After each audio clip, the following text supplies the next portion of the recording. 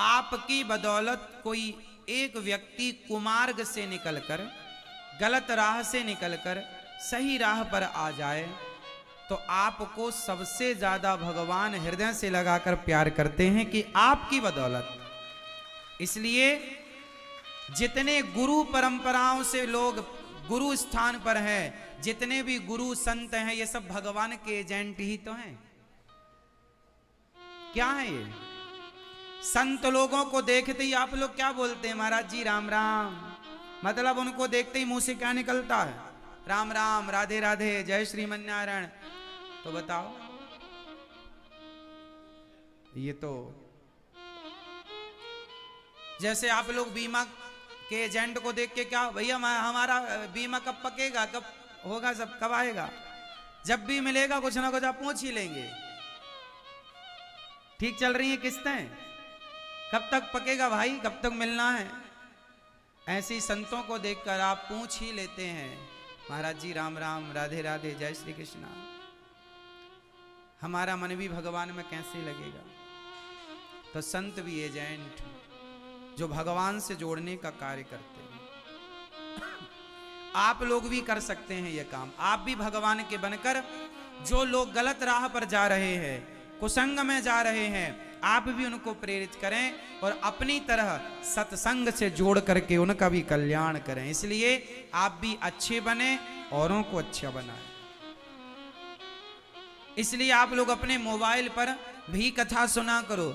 YouTube पर जाओ, Aniruddhacharya type करो, चैनल को देखना, सब्सक्राइब करना। और आज इस परिवार में, YouTube परिवार में 1,23,00,000 लोगों का परिवार पूरा हो गया है। आप भी इस परिवार से जुड़िए। आप लोग भी अपना मोबाइल निकाल लो, YouTube पर जाओ, अनिरुद्धाचार्य टाइप करो, चैनल खुल करके आएगा। इस तरह से चैनल खुल जाए तो सब्सक्राइब कर लेना और बेल आइकन जरूर दबाना, ताकि हर नोटिफिकेशन कथा का आप तक पहुंचे। ऐसे सब्सक्राइब कर लेना, ताकि फिर आप भोजन बनाते, काम करते भी कथा सुन सकते हैं। जरूरी नहीं है कि आप टीवी 3 घंटे टीवी सुने 1 बजे से 4 बजे तक, वो भी अच्छा, पर आप ऐसे भी जुड़ सकते हैं।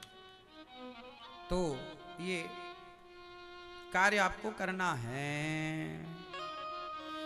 तीसरा अवतार नारद जी, चौथा नर नारायण, पांचवा कपिल देव जी, छठवा दत्तात्रेय जी, सातवां यज्ञ भगवान, आठवें ऋषभ देव जी, 9वें पृथु भगवान, 10वें मत्स्य भगवान, 11वें कच्छप भगवान, 12वें धनवंतरी भगवान, फिर मोहिनी भगवान, नरसिंह भगवान, वामन भगवान, परशुराम जी, 16वें, 17वें व्यास जी, 18वें राम जी, 19वें बलराम जी, 21वें भगवान कृष्ण, 20वें श्री कृष्ण, 21वें बुद्धावतार, 22वें हरि अवतार, 23वें हंस अवतार और 24वें कल्कि अवतार होंगे। ये 24 अवतार हैं।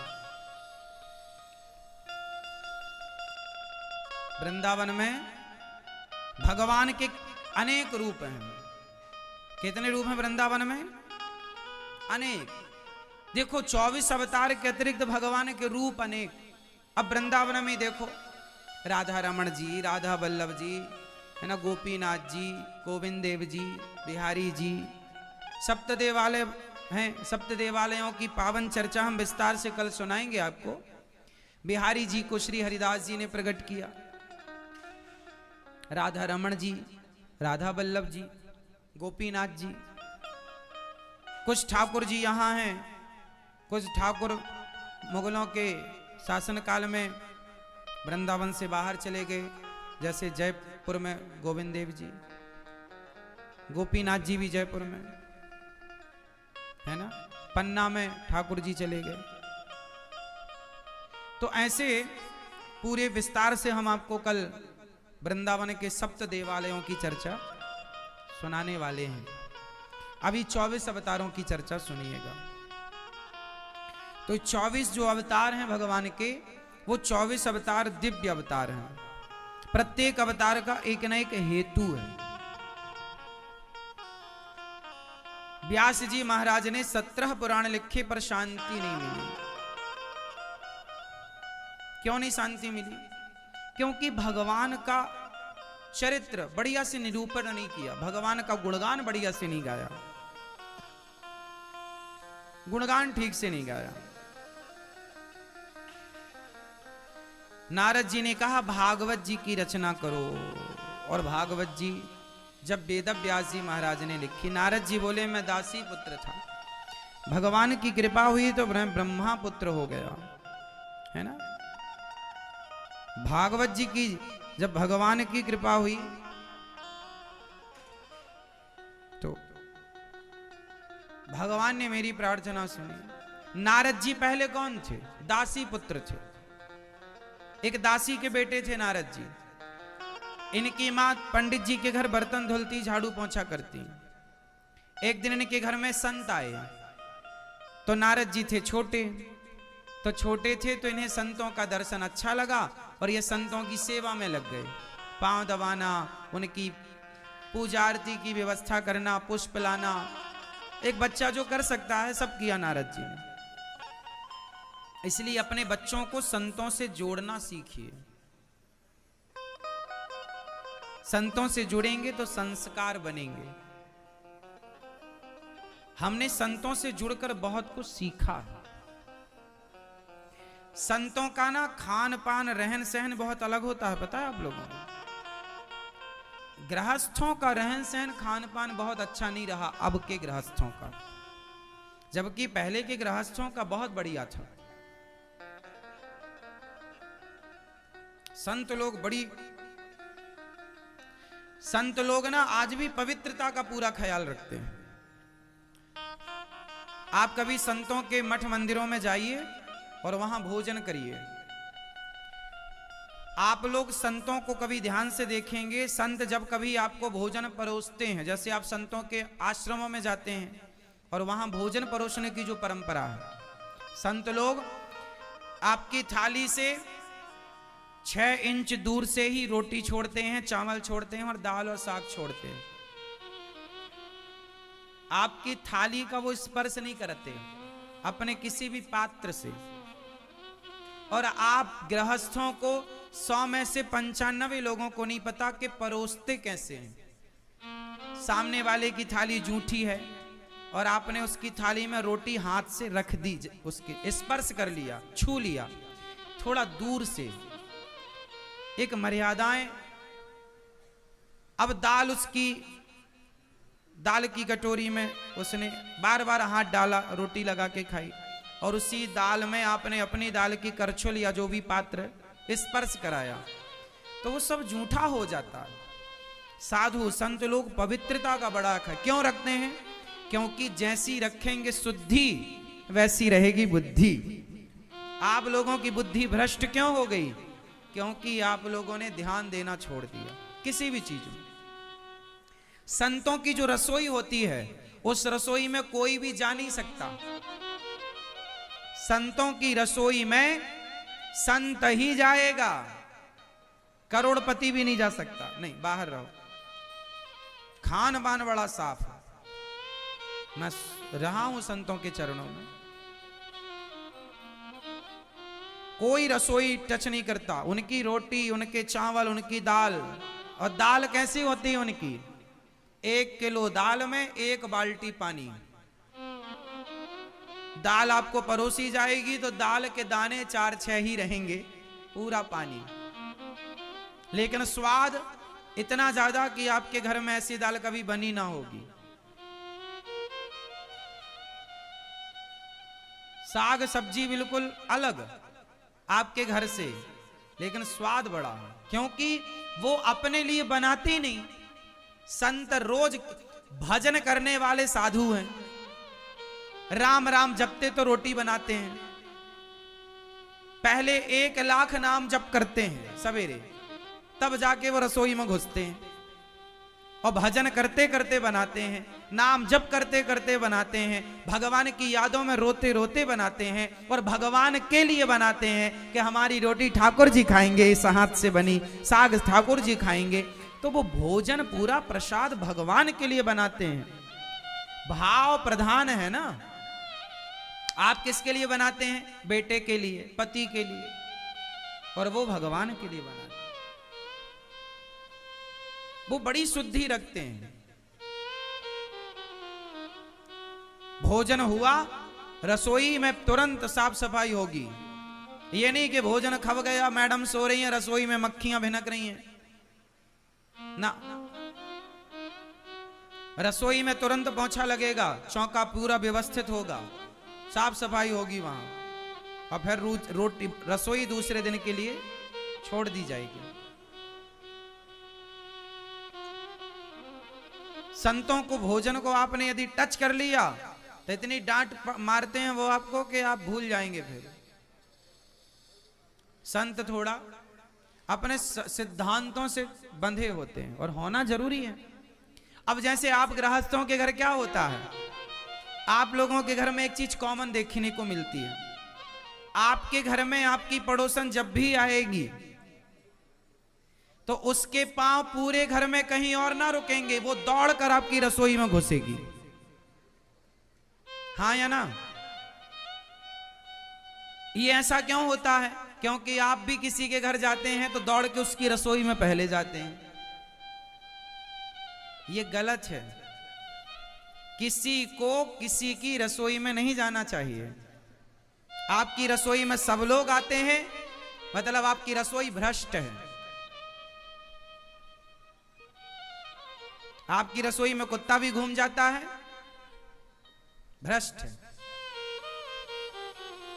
पड़ोसन आई, पता नहीं वो मासिक धर्म में है या कैसी है, आई और आपके रसोई को और बर्तन उघाड़ के देखती है, क्या बनाया आज? ये बनाया, चावल बन गया, दाल बन गई, जान कर उघाड़ती है। तो आप लोगों के घर यदि ऐसी पड़ोसन है तो सीधा बोलना, आओ बहन स्वागत है, रसोई में ना घुसना, बिलना से मारूंगी।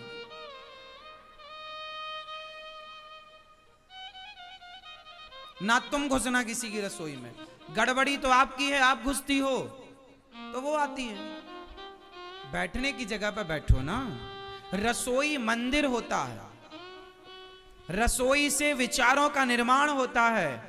परंपराएं ना भूलो आप कि जैसा खाओगे अन्न वैसा रहेगा।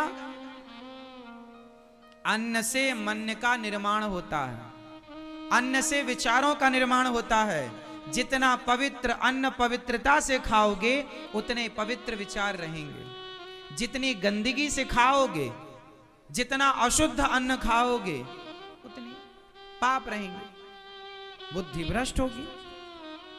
तो रसोई में बिना नहाए ना जाओ। घर की महिलाएं भी रसोई में बिना नहाए शौच करके आए हो और बिना नहाए आप रसोई में घुस गए। शौच करने के बाद स्नान जरूरी है। लघु संख्या जाने के बाद 4 कुल्ला हाथ पांव धुलना जरूरी है। पवित्रताएं जरूरी है। आज छोटे छोटे बच्चों की बुद्धियां भ्रष्ट क्यों हैं? खान पान गलत है। पहले के लोग बाहर नहीं खाते थे, आज के लोग घर पर नहीं खाते, है ना? बाहर के लोग, बाहर का क्या खाना, 17 लोग आके छूते हैं।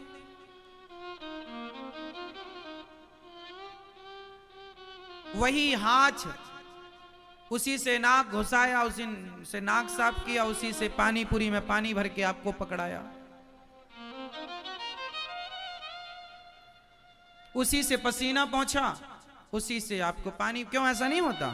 वो पसीना पहुंचने को चतुर्भुज है क्या कि 4 हाथ दूसरे 2 हाथ अलग रखा है?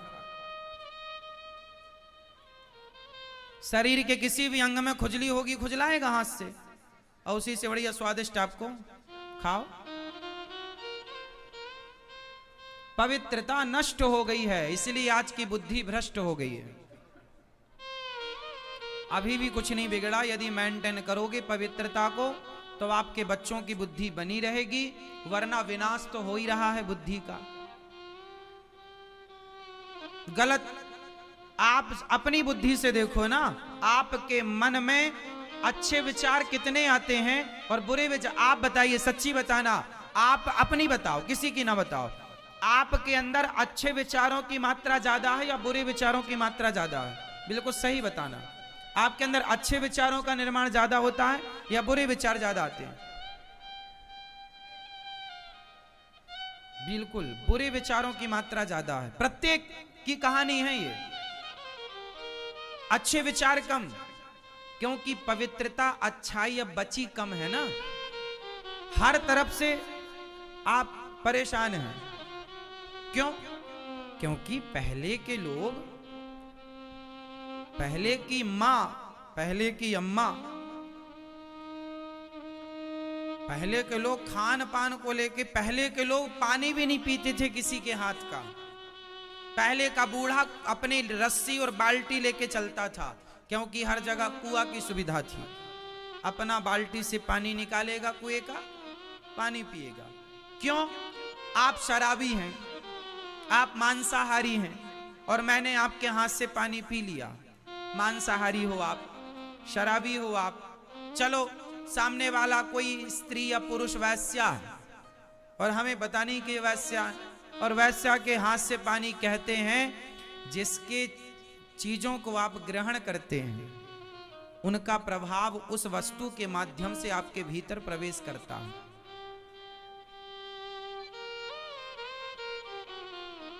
हाँ या ना? आप किसी वैश्या के घर जाइए, आप कुछ ना कीजिए, केवल उसके घर बैठना स्टार्ट कीजिए, फिर देखना आपका मन कहां से कहां पहुंचता है। उसके घर के वातावरण, उसकी हवा ऐसी है, उसके घर की हवा ऐसी है, आपने ना पानी पिया उसके घर, ना रोटी खाए, केवल उसके घर की ऑक्सीजन ले ली। देख लेना आपकी बुद्धि भ्रष्ट ना हो जाए तो आप भी 15 दिन बाद उसकी तरह दिखेंगे। क्योंकि आप नाले के पास जाइए, कुछ ना करो, दुर्गंध आपको फ्री में मिलेगी। इत्र की दुकान में जाओ, कुछ ना करो, सुगंध आपको फ्री में मिलेगी, क्योंकि वो वहां के वातावरण में घुल चुकी है। इत्र की दुकान में जो हवा है वो उस इत्र की खुशबू से भरी हुई है। हाँ या ना? क्या उस इत्र की गंध को कोई हवा से निकाल सकता है? फिर तो आपका स्वभाव, व्यवहार भी तो आपके घर की हवा में घुलता है। आपके अच्छे या बुरे विचार भी तो हवा में घुलते हैं। वृंदावन में आते ही मन पॉजिटिव क्यों हो जाता है, विचार शुद्ध क्यों होते हैं? क्योंकि आज भी सवेरे से शाम तक यहाँ हजारों लोग परिक्रमा लगाने वाले, नाम जप करने वाले संत हैं, भजन करने, उनकी वो पॉजिटिविटी यहाँ के वातावरण में घुली है। इसलिए आपके घर के वातावरण से वृंदावन का वातावरण अलग है। यहाँ आते ही आपके मस्तिष्क में पवित्रताएं आने लग जाती हैं, हृदय निर्मल होने लग जाता है, और जैसे ही घर जाएंगे वैसे ही हो जाएगा। क्योंकि वातावरण यहाँ का अलग है, आपके घर का वातावरण अलग है। वहां की हवा अलग है, यहाँ की हवा अलग है। यहाँ की हवा में राधे राधे घुला हुआ है, यहाँ की हवा में भागवत जी घुली हुई है, यहाँ की हवा में संतों का दरस परस घुला हुआ है। यहाँ जो हवा चलती है वो बिहारी जी के चरणों को चूमती हुई आगे बढ़ती है, राधा रमण जी को, राधा वल्लभ जी को चूमती हुई आगे बढ़ती है।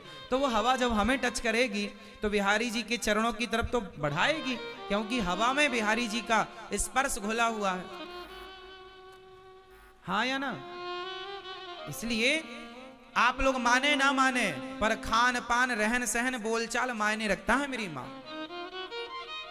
वातावरण मायने रखता है, आपके यहाँ का एटमॉस्फेयर जो है वो मायने रखता है। इसलिए थोड़ा सा खान पान, आचार विचार पवित्र होना चाहिए, बोल चाल अच्छा हो, विचार अच्छे हो, है ना मेरी माँ? समझ में आई? चलो आगे। नारद जी महाराज दासी पुत्र थे, संतों की सेवा करी, संतों ने मंत्र दिया, उस मंत्र का जाप किया। इनकी माँ को सांप ने डस लिया, नारद जी की माँ तो मृत्यु हो गई। जंगल में जाकर खूब भगवत चिंतन किया, उस भजन के प्रभाव से भगवान का दर्शन हुआ। और जब भगवान का छवि सामने आई, नारद जी ने कहा प्रभु दर्शन कब होगा? भगवान बोले इस जन्म में तो केवल रूप माधुर्य का एक छटा एक दिखाई है, एक चमक, जैसे बिजली नहीं चमकती आकाश में, ऐसे ही दर्शन हुआ और गायब। इतनी देर, मतलब 1 सेकंड से भी कम। बिजली तो 1 सेकंड से कम के लिए आती है, गायब। नारद जी व्याकुल हो गए। तब आकाशवाणी हुई, पुत्र इस जन्म में मेरा दर्शन नहीं होगा। तुमने जो भजन किया है, इस भजन के प्रभाव से जब ये शरीर छूटेगा तब तुम्हें दिव्य शरीर मिलेगा, उस दिव्य शरीर से मेरा दर्शन होगा। ये शरीर ईश्वर के दर्शन के लिए पर्याप्त नहीं है ना। कुछ लोग कहते हैं हमें भगवान का दर्शन क्यों नहीं होता।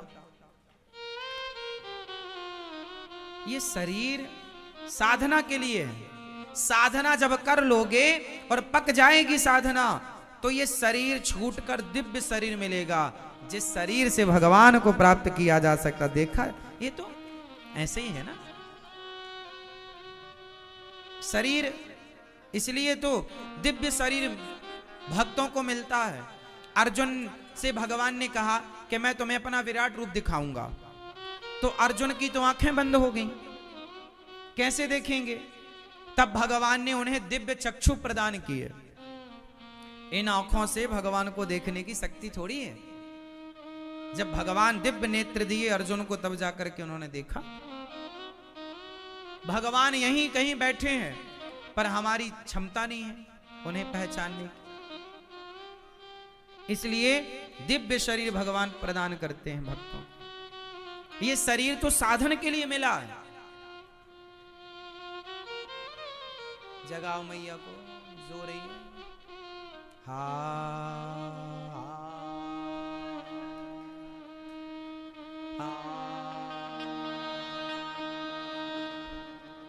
मैया ऐसे सोती हो मेरी माँ?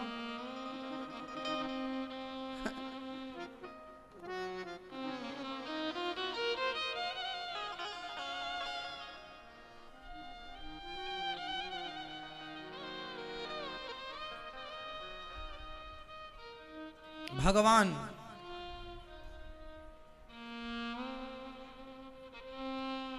बड़े प्रेम से नारद जी को दर्शन देते हैं और नारद जी भगवान से कहते हैं, हे प्रभु, मैं आपकी सेवा से ना छूटूं, सेवा में सदा रहूं। भगवान जी से कहा,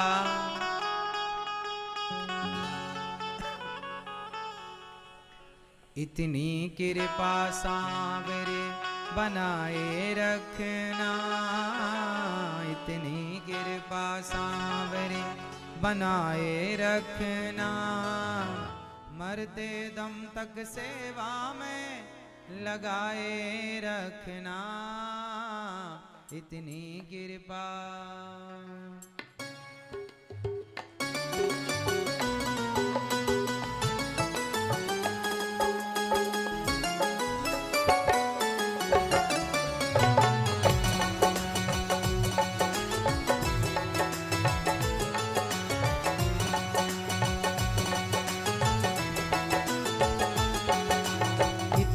कृपा सांवरे बनाए रखना, इतनी कृपा सांवरे बनाए रखना, मरते दम तक सेवा में लगाए रखना, मरते दम तक सेवा में लगाए रखना, इतनी कृपा सांवरे बनाए रखना, इतनी कृपा सांवरे बनाए रखना, मरते दम तक सेवा में लगाए रखना, मरते दम तक सेवा में लगाए रखना, इतनी कृपा।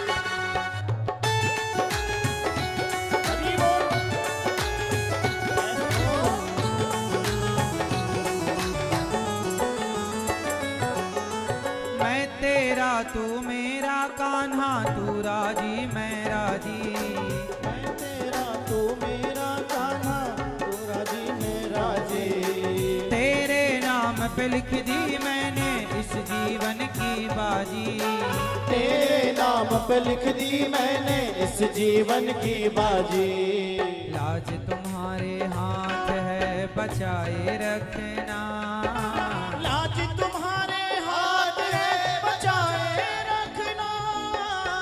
लाज तुम्हारे हाथ है बचाए रखना, लाज तुम्हारे हाथ है बचाए रखना, मरते दम तक सेवा में लगाए रखना, मरते दम तक सेवा में लगाए रखना।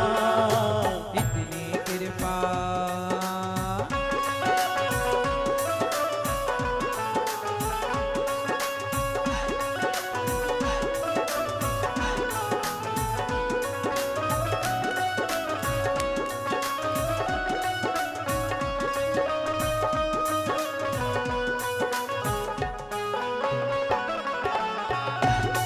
जय हो,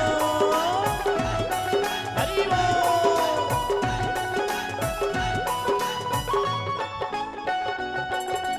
हाथ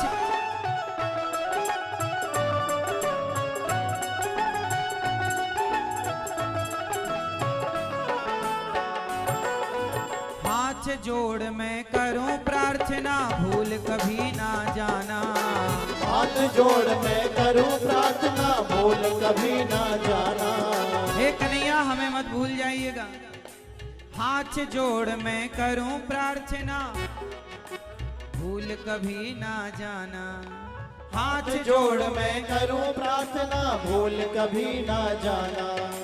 तेरे दर पर बना रहे बस मेरा आना जाना, तेरे दर पर बना रहे बस मेरा आना जाना।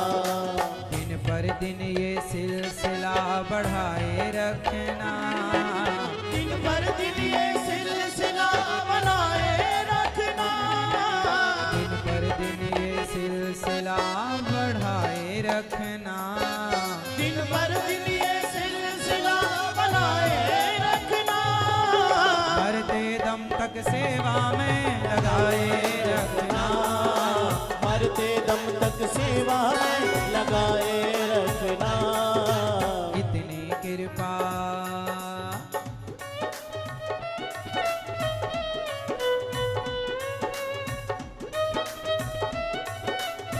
जय हो, ताली बजाते हुए हरि बोल।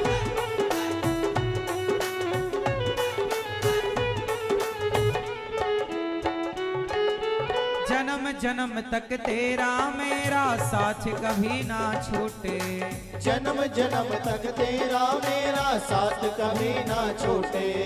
छूट जाए सांसों की लड़ियां नाम कभी ना छूटे, छूट जाए सांसों की लड़ियां नाम कभी ना छूटे। गोदी में इस दास को, गोदी में इस दास को, गोदी में अनिरुद्ध को बिठाए रखना, गोदी में अनिरुद्ध को बिठाए रखना।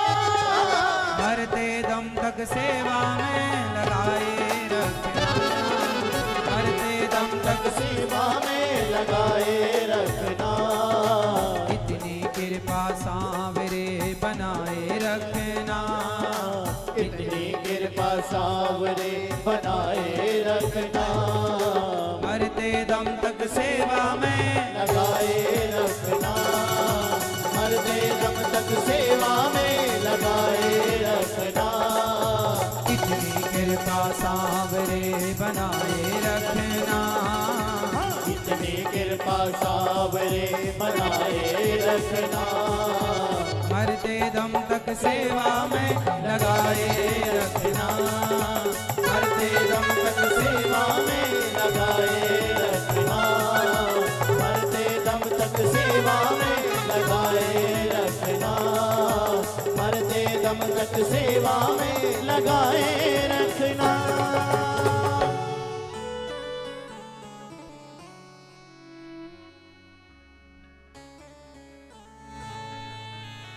हाथ जोड़ मैं करूं प्रार्थना, भूल कभी ना जाना, तेरे दर पर बना रहे बस मेरा आना जाना। गोदी में अनिरुद्ध को बिठाए रखना, मरते दम तक सेवा में लगाए रखना, इतनी कृपा सांवरे।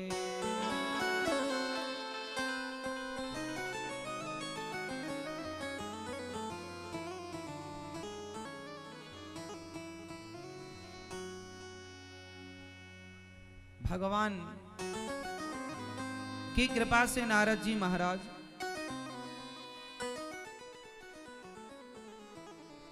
सुंदर सा शरीर प्राप्त करते हैं और व्यास जी महाराज ने भागवत जी की रचना की।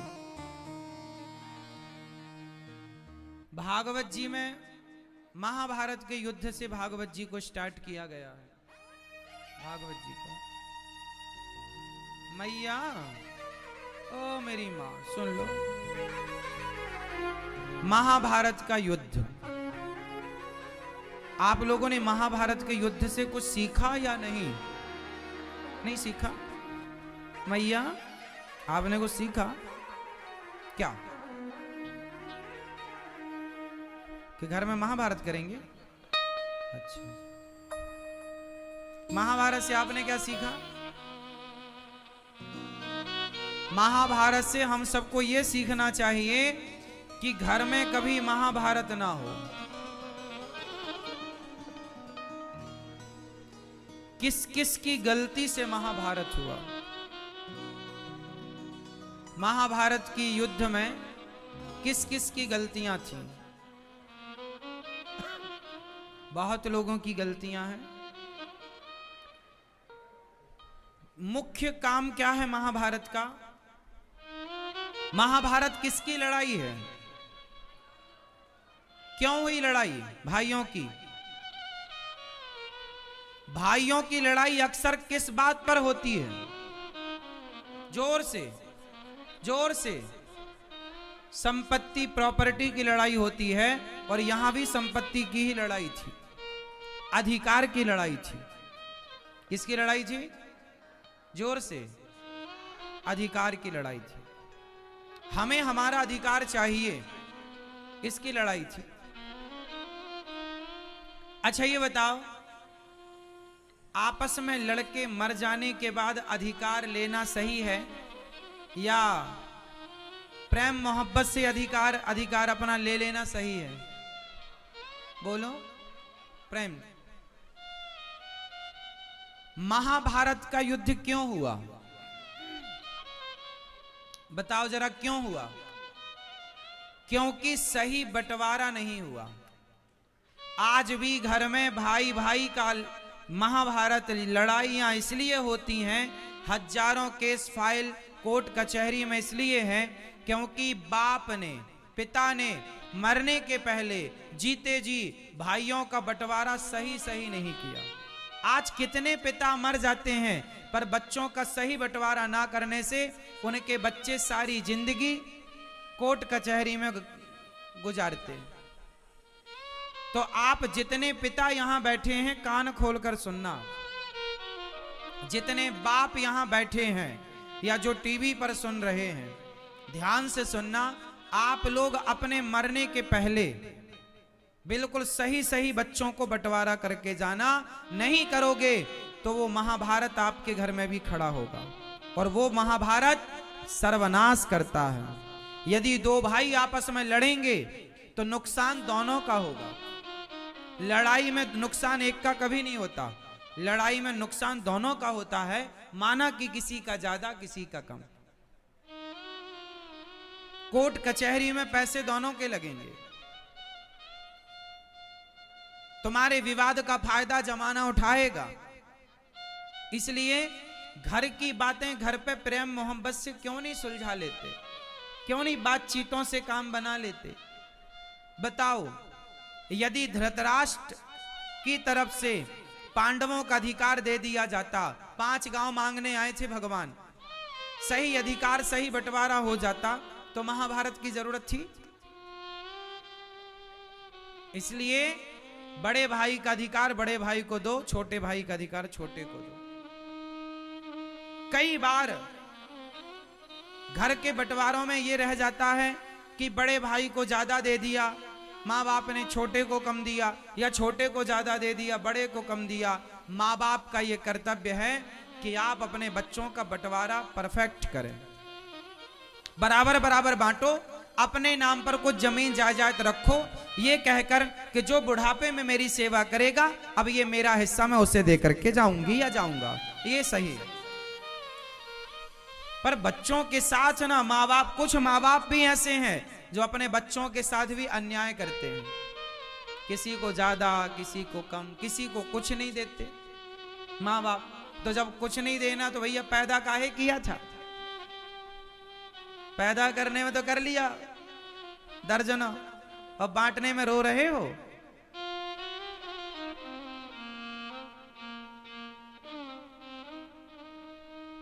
ऐसे ही है, पहले के जमाने में ऐसे ही नॉन स्टॉप बच्चे हर साल होते जा रहे हैं, बाद में पता चला 15 संख्या पहुंच गई और जमीन 15 ही एकड़ है। अब 15 एक एकड़ में कैसे? इसलिए अपनी कमाई बढ़ाओ, अपना काम बढ़ाओ, अपनी बुद्धि लगाओ, ईमानदारी का धन कमाओ, बाप के आश्रित ना रहो। हर बेटे से हम कहते हैं, बाप ने जन्म दे दिया, माँ बाप ने पाल पोस कर, इतना पर्याप्त है, उनकी संपत्ति का मुंह ना ताको, वो दे दें अच्छा है। मैं तो हमेशा एक बात कहता हूं, अपने बाप के टुकड़ों पर भी नहीं पलना चाहिए। माँ बाप ने जन्म दिया इतना बहुत है, उनका धन्यवाद दो, उनकी सेवा करो। क्या पैसे लेना, क्या संपत्ति लेना, आप में काबिलियत है तो आप उससे ज्यादा बना लो, लायक बनाओ अपने आप को। आप में योग्यता होगी तो आप बहुत संपत्ति बना सकते हैं, और नहीं योग्यता है तो बाप की भी बेच बेच के आप गाड़ी घोड़ा खरीद लोगे, जीरो कर लोगे। तो सही उपाय तो यह है कि माँ बाप यदि सही बंटवारा कर दें तो किसी के घर में भाई भाई की लड़ाई ना होगी। अक्सर माँ बाप की गलती से भाइयों में लड़ाइयां होती हैं, ये बात सही है या गलत है? बोलो।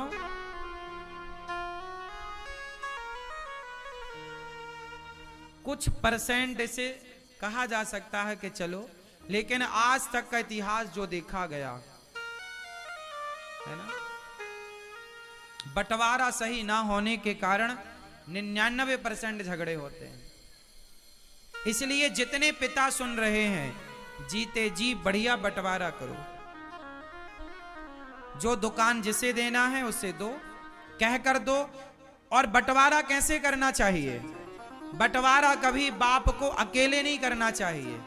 आपके 2 बेटे हैं, दोनों को बिठाओ, 4 बेटे हैं, चारों को बिठाओ, और तुम भी बैठो, और रिश्तेदारों को ना बिठाना।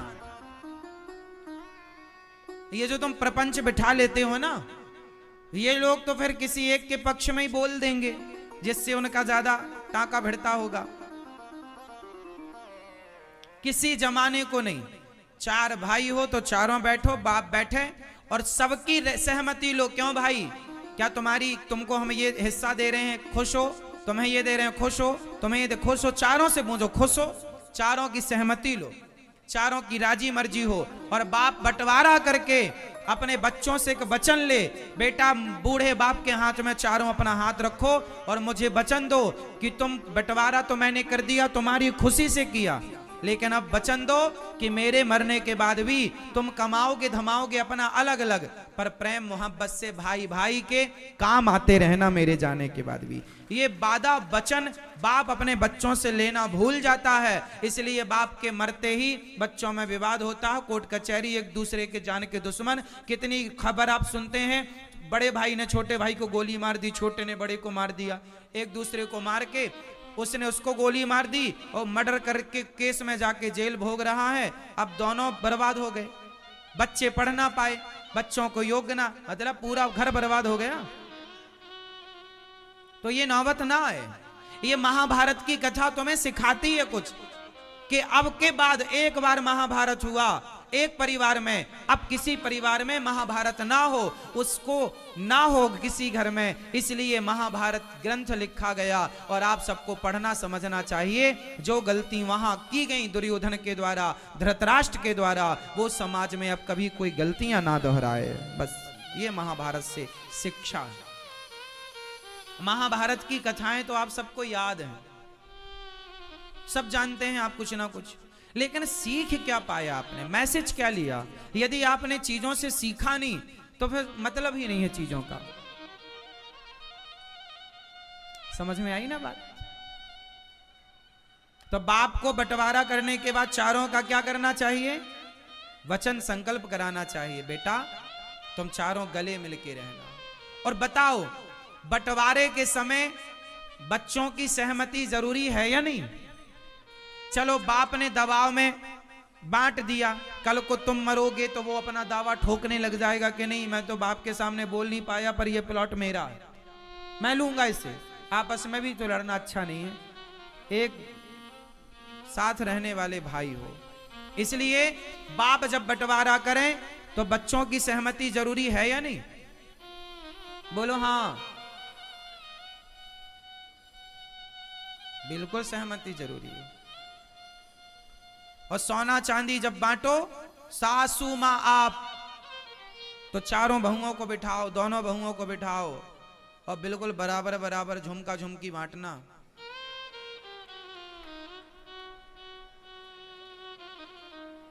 कम पड़े तो चाकू से काट के आधा तू रख आधा तू रख। यदि सहमति हो कि चल वो ये रख ले वो ये, तो ठीक है, और ना हो तो क्या करें फिर एक काम करना, सबको भट्टी में डालना, एक लंबी सीख बन जाएगी, काट काट के 4 भाग करके लो रखो। आजकल के बच्चे ना आपसे मतलब नहीं रखते, आपकी प्रॉपर्टी से मतलब रखते हैं। क्या करे, जमाना भी तो ऐसा ही है। आजकल की बहू भी सास की सेवा तब करती है, सब बहुओं पर बात लागू नहीं है, पर बहुत सारी बहुओं पर लागू है कि जिस सास के पास, ससुर के पास, बाप के पास, माँ के पास पैसा होता है, उनकी तो बढ़िया सेवा चकाचक होती है, और जिनके पास कुछ नहीं होता उन्हें बासी रोटियां भी नसीब नहीं होती।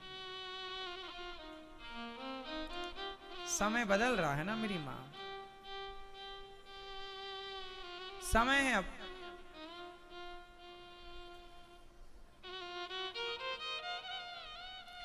आज गौरी गोपाल आश्रम में हमारी एक वृद्ध मां का शरीर पूरा हो गया। बहुत महीनों से यहां गौरी गोपाल आश्रम में रहती। जब मैं उनके पांव दबाने जाया करता तो मां यही कहा करती कि बेटा इतने दिन से मैं यहां हूं, यहां तो खुश हूं, पर आज तक बेटे का फोन नहीं आया, पोते का, बहू का, किसी ने याद नहीं किया। किसी ने ना पूछा कि मां कहां हो, कैसी हो। जब थी घर पर तो कोई रोटी को नहीं पूछता, कोई सेवा नहीं करता। बड़ा कष्ट पाया घर में, मां का शरीर पूरा हो गया। अचानक मतलब खाया पिया आराम से, और कोई बहुत बीमारी नहीं थी, शरीर वृद्ध था, बस चलने फिरने में थोड़ा सी असमर्थता थी, लेकिन फिर भी स्वस्थ थी।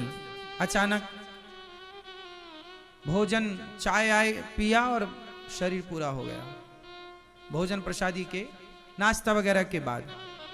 और फिर बेटों को फोन लगाए तो एक बार तो बेटों ने फोन उठाया नहीं,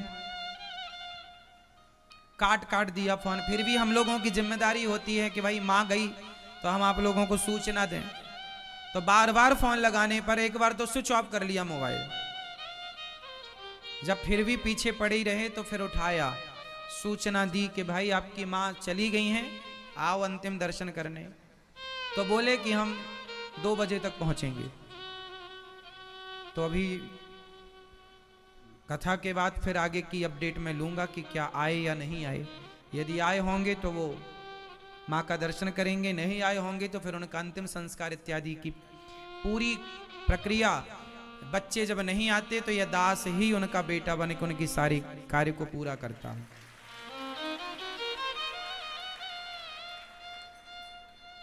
तो सूचना दी गई है, अब वो आए कि नहीं अब 4 बजे कथा के बाद मैं पता लगाऊंगा। कुल मिलाकर ये है कि आज के युग में ना बच्चे, अब देखो मरने के बाद चलो आ भी गए तो ठीक है, अच्छा है आ गए, लेकिन जब जरूरत थी आपकी,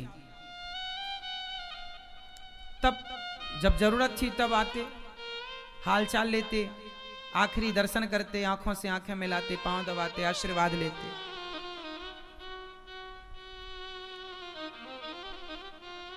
तो आज का समाज ऐसे ही है, माँ है ना, बचा नहीं कुछ भी, 1 रुपया नहीं बचा देने को, तो बेटा बहू को लगा माँ के पास क्या बचा, चलो निकलो घर से। गौरी गोपाल आश्रम में जो वृद्ध माएं रहती हैं, उन माओं से बच्चे, तो पहले कुछ बच्चे ऐसे हैं चेक में साइन करवा लिए हैं माँ के, और जितना माँ का बैलेंस था निकाल लिया और बाहर कर दिया।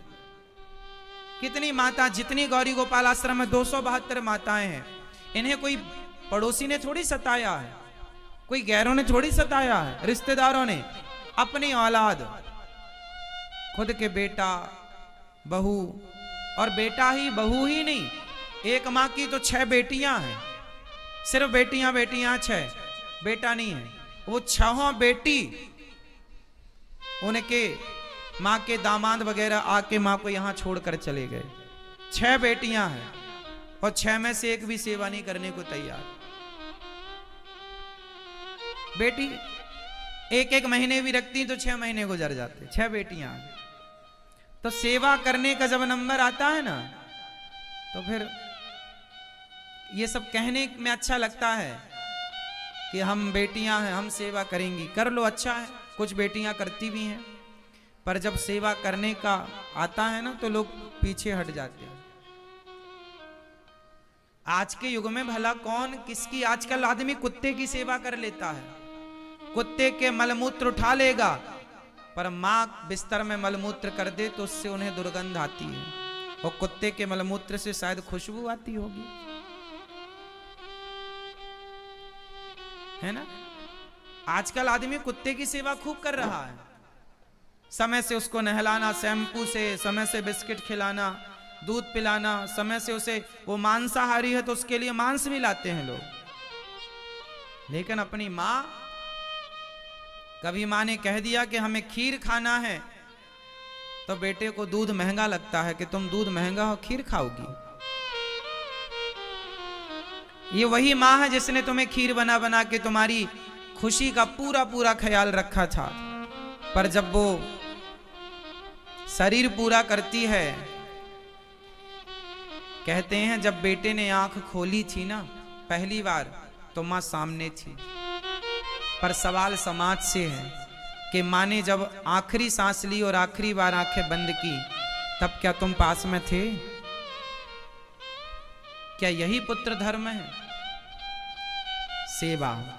मां नहीं है, भगवान है।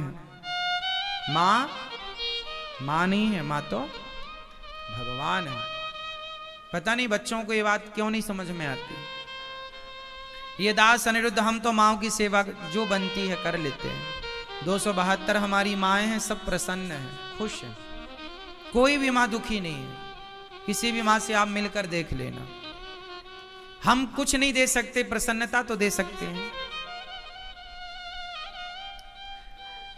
आप लोगों से बस इतनी प्रार्थना करता हूं कि आप लोग अपनी माँ, अपनी सास, अपने ससुर का ख्याल रखना, उन्हें मत निकाल देना घर से, क्योंकि ये जो भगवान है ना, सब देखते हैं। जो व्यवहार आप अपनी बूढ़ी सास ससुर के संग करते हैं, वही व्यवहार आपके साथ आपकी संतान करेगी, ब्याज सहित, क्योंकि पृथ्वी गोल है।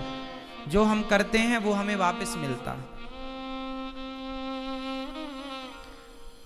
तो माँ तो माँ होती है, कोई दूसरी माँ की जगह कोई दूसरा ना ले सकेगा।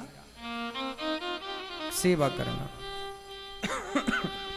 महाभारत से ये चीज सीखो कि माँ बाप की सेवा स्वार्थ से ना करो कि पैसा है तो करेंगे, नहीं है तो नहीं करेंगे। नहीं, स्वार्थ। तुम क्या कमाते थे जब छोटे थे? तुम्हारी माँ ने तुम्हारी निस्वार्थ सेवा की ना। उसे थोड़ी पता था कि तुम इतने बड़े पद पर जाओगे, इतना पैसा कमाओगे या बेरोजगार रहोगे। उसने तो जैसा मेरा बेटा है, लंगड़ा भी है तो उसकी भी सेवा की उस माँ ने। अंधा है तो उसके भी मालिश तेल मालिश की माने। माँ ये थोड़ी कहती है कि अब तो बेटा अंधा है, अब ये कुछ तो कमा के देगा नहीं, इसको मार देते हैं या घर से निकाल देते हैं, ऐसा तो माँ नहीं सोचती। अंधा लंगड़ा बहरा हो तो भी छाती से लगाती है। माँ माँ होती है ना।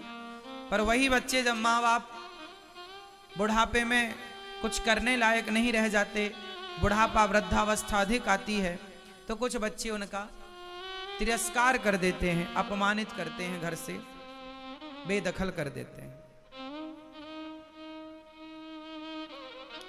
क्या बताएं, घोर कलयुग है साहब। हम आपको दर्द बता भी नहीं सकते, क्या क्या समाज में होता है, कितनी पीड़ा है समाज में, कितना दर्द है, कितना कष्ट है।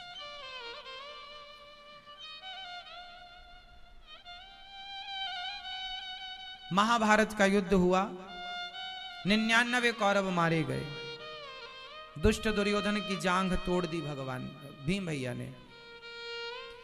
अश्वत्थामा ने दुर्योधन से कहा कि मैं बताओ आपकी क्या मदद करूं। अश्वत्थामा ने कहा, अब दुर्योधन ने कहा कि आप पांडवों को मार दो, बस मेरी इच्छा है। पांडवों को मारने अश्वत्थामा चला। पांडवों के रक्षक भगवान थे, और जिनके रक्षक भगवान होंगे उन्हें कौन मार सकता है। पूरे महाभारत के युद्ध में पग पग में भगवान ने अर्जुन की मदद की, पांडवों को बचाया। इसलिए आपसे एक बात कहें, संसार में कोई आपकी रक्षा नहीं कर सकता, सबके रक्षक। इसलिए जगत पर विश्वास ना करके जगन्नाथ जी पर विश्वास करना सीखिए, बेहतर होगा। आप लोग ना विश्वास अपना भटकाते हैं, कभी तुम पर विश्वास, कभी तुम पर, कभी। जरूरत ही क्या है जमाने की? क्यों मैया, क्या जरूरत? अर्जुन ने विश्वास किया और अपने रथ की डोर भगवान को पकड़ाई। अब जिनका रथ भगवान चलाए, उन पांडवों का क्या बिगड़ सकता है? बिगड़ता उनका है जिनके सारथी भगवान नहीं है। इसलिए आप लोग जितने बैठे हो, सब अपने आप को अर्जुन मानकर अपने जीवन की डोर भगवान के चरणों में दे दो। हे प्रभु, आप जानो, आपका काम जानो।